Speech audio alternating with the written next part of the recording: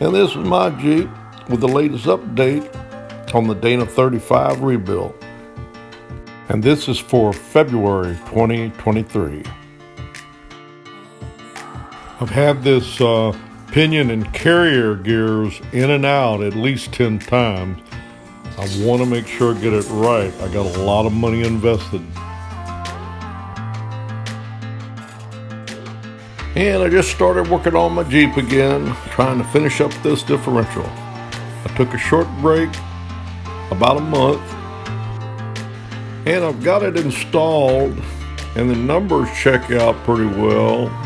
Everything seems to be in spec.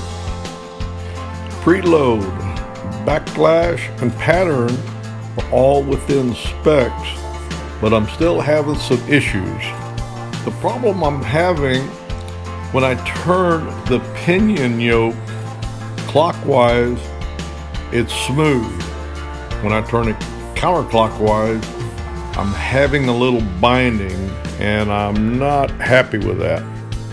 So what I've decided to do is check with an expert on this, with what my results are, and see if this is good to go or not before I complete this installation.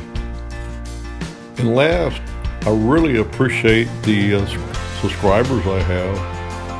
It's really been fun rebuilding this Jeep, and I have a lot of fun with you too. Thank you so much. Have a good day, and I'll get back as soon as I can. My Jeep WJ out.